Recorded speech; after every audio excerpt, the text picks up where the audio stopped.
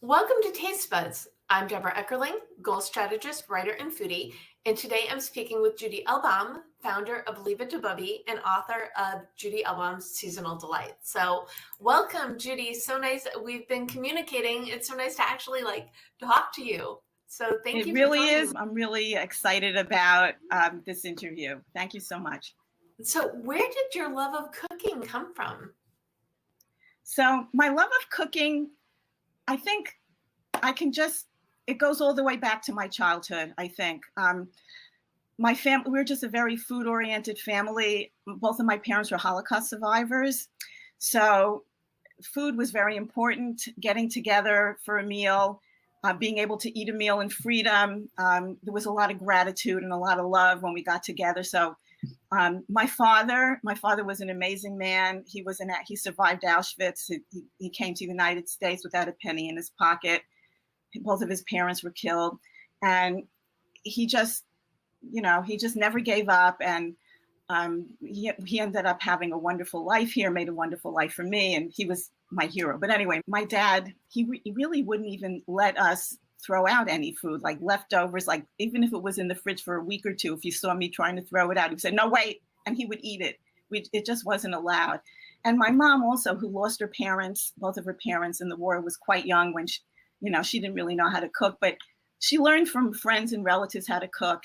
She didn't have a big repertoire, but the things that she made, she almost had like a natural knack for making good food. So she made the typical Ashkenazi foods, but she made them really delicious, like chicken soup and matzo balls, gefilte fish. There were these potted meatballs she used to make, and meatloaf, and I don't know, typical. She would make an applesauce special dessert that my kids went crazy over. And of course, anytime I got sick, I was fed endless bowls of Jewish penicillin. So that's how it started. It continued. I remember I was at a friend's house. I was about 15 years old, and I had that delicious sour cream coffee cake. And I said, you got to give me this recipe. I'd never baked or cooked before. And the recipe was in a Hadassah cookbook, of her mother's Hadassah cookbook. And I wrote it down on one of those note cards, and I still have it. And it's on my website. It's in my cookbook, and it's on Instagram, and it's my most requested recipe. So moving forward, when I got married, and my husband's mom passed away about a year before, and he said, oh, he really missed her stuffed cabbage and these cookies she used to make called spritz cookies. So I ran to the bookstore and I bought some books, and I learned how to make stuffed cabbage, and I learned how to make the spritz cookies. And then I bought more books and learned how to make other things.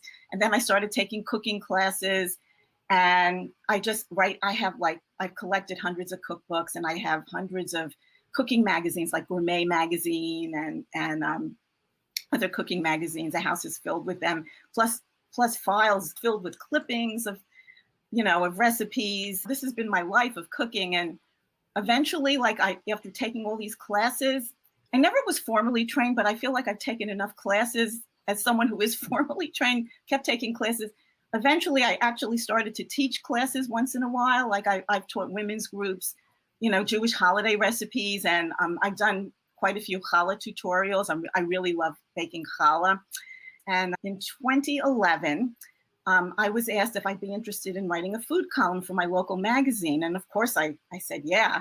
And I'm still writing it. I had a lot of fun, researching the recipes, developing the recipe, testing it, and then eating it. And then eating it. So what are some of the tips you've learned along the way? Because a lot of people, they love the idea of cooking, but it's too much time, it's too much energy. So what do you think makes a difference in helping someone either cook more and or cook better? Well, here's the most important tip I can give anyone who, especially someone who's just starting to cook. Have your oven temperature tested. Get a thermometer. Turn your oven on to 350, put the thermometer in, and then take it out. Most times you'll find it's off. It could be 50 degrees off, 50 degrees lower, 50 degrees higher. And that'll make a huge difference in whether or not you have success with what you're doing. I've had people make some of my recipes and then call me up and say, I followed it to the T, and it came, I took it out and the inside was still liquid. And I would say, get an oven thermometer and let me know, I said, well, you were supposed to bake it at 350. Let me know what it actually baked at. And she would test it and she'd say, oh, it was 300.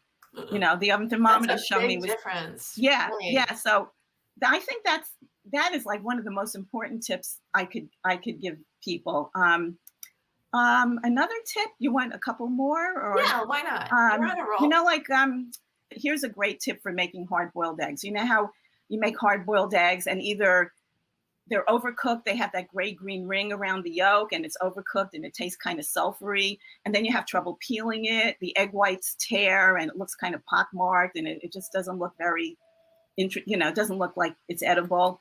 Well, here's what you do. You're supposed to fill a pot with water, enough water to cover however many eggs you're going to make. Bring it to a boil. Put the eggs in once the water starts boiling, even though that sounds counterintuitive because you think they're going to explode, but they don't. Put it in and set your timer for 11 minutes. When the timer goes off, take the eggs out, pour the hot water out, pour some cold water in, put the eggs in the cold water for a few minutes, and then peel it. You get perfectly peeled eggs.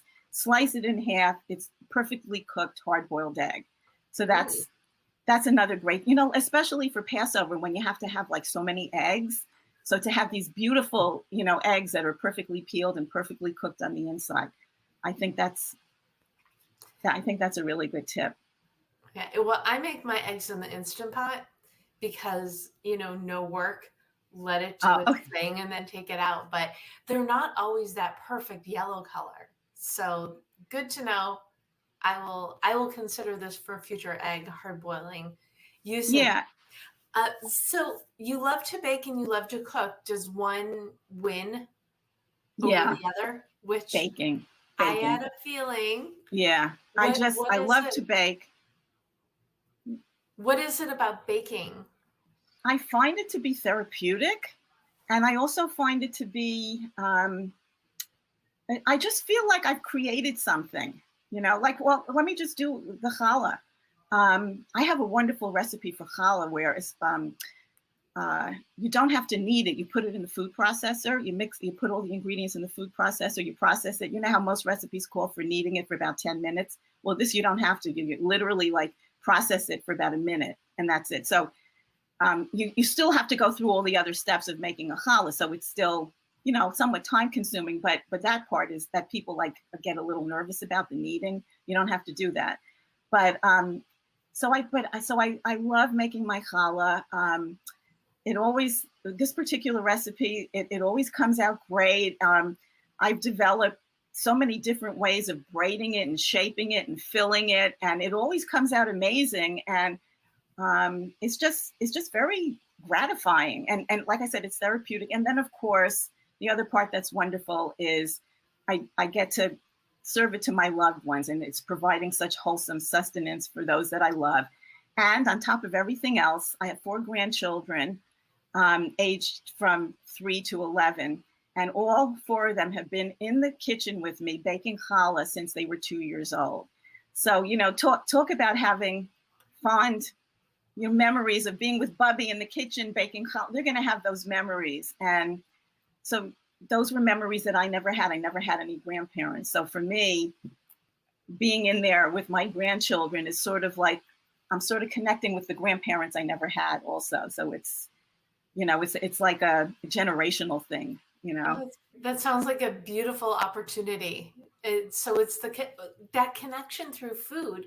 I think it's consistent no matter what culture or upbringing.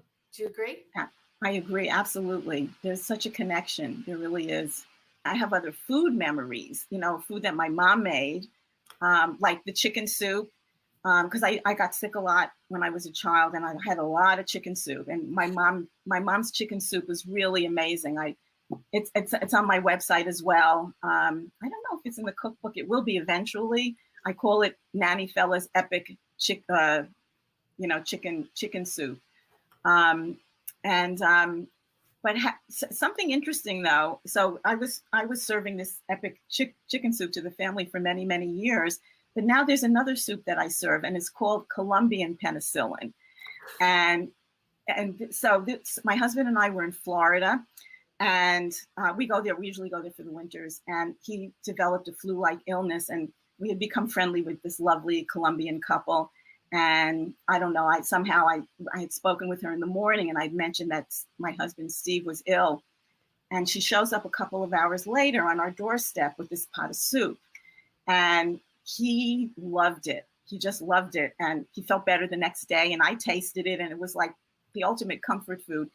And I write about it as Colombian penicillin. It's the Colombian version of Jewish chicken soup. However, it's got different ingredients in it. Of course, it's got the chicken, but it has it's got tomatoes in it. It's got potatoes. It has turmeric. Turmeric is very anti-inflammatory. It has cilantro, which not everybody likes it. You can replace it with parsley or chives. I'm just trying to think what. Oh, and then it had these noodles. They're Spanish noodles. They're called fideos, and they're noodles that are coiled into nests, and you put them in like 5 minutes before you're ready to serve the soup. And there was just something so comforting about it, so much so that my husband just wants the Colombian penicillin now when he gets sick. He doesn't. It's not Nanny Fellas anymore.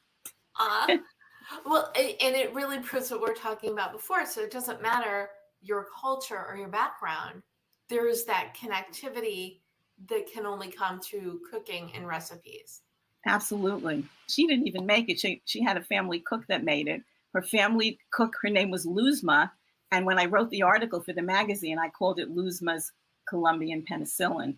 And I went over and I watched her make it, and it was different. It was different from Jewish penicillin. But so, is there something that you've never cooked that you want to learn how? Do you have like a cooking bucket list of sorts? I guess maybe there is one thing that I haven't made that I really would like. It's one of my favorite things, actually, now that I think about it. I love ice cream. I've never made ice cream. Yeah. Ooh. So now you have a new food goal, is to make some ice cream. Right. Now that I think about it, that's one of my favorite foods. And I don't know why, but I've just never made it. It would probably taste really good with that coffee cake. Absolutely. Yes. Reason to check it out. Oh, wow. Yeah. So you'll please keep us posted. Is there something you know now about cooking and baking that you wish you knew when you first started? You know, when I first started cooking, I felt like I had to really follow the recipes, especially like for cooking. I would just, follow it point by point and, get all the exact ingredients and it would come out really good. But what I realized is that you don't have to do that. If you, like, for example, to make a vinaigrette, if you have a formula to make a vinaigrette, you don't have to follow an exact recipe. You just know it's 1 part acid to 2, 3, or 4 parts oil, depending on how acidic you want it. And for the acid, you could use any kind of citrus fruit. You could use any kind of, vinegar, balsamic, apple cider, wine vinegar, and the oils. Think about all the different kinds of oils there are. And then you could use all these different kinds of, spices and herbs, and you could come up with a new vinaigrette every time you make a vinaigrette. So your food does not have to always taste the same. If you play with your food, if you play with the recipes, then you can always make everything fresh, new, and exciting. Right. And that's something like I wish I had known when I first started, but I didn't know until it took a lot of cooking classes for me to realize, I could make up my own recipes. Some people figure it out sooner than I did, but yeah, I think that's an important thing to learn. It's the same thing, like once you learn a technique like braising or soup, or certain kinds of soup making, or even roasting vegetables, you can kind of come up with your own recipes once you know the technique. Fantastic. Well, thank you for giving us a peek into your world. Where can people learn more about you and your book and everything? Go to leaveitobubbe.com. And I also have an Instagram account at Bubbe, BABA _Judy. those two are the best ways to get and, to find out more about what I'm doing right now. Fantastic. And do you have a final bit of food for thought? Food is a wonderful thing. It connects you. It connects you to your heritage. It provides wholesome sustenance for your loved ones. And it's just a wonderful thing to share with friends and community. And so just get in there and cook or bake and see what your passion is and get in there. I'm sure you'll find it to be therapeutic. Fantastic. Well, thank you so much, Judy Elbaum, for sharing more about Leave It to Bubbe and ways to just make cooking easier, but more fulfilling, literally, but also in the nourishment side from all aspects of you. So thank you again. And thank you for tuning in to Taste Buds with Deb. Don't miss an episode. You can subscribe on YouTube and or your favorite podcast platform. And go to jewishjournal.com/podcast to get the recipes that go with each episode. And you can learn more at tastebudswithdeb.com. So get cooking, play with your recipes, have fun. And until next time, bon appetit.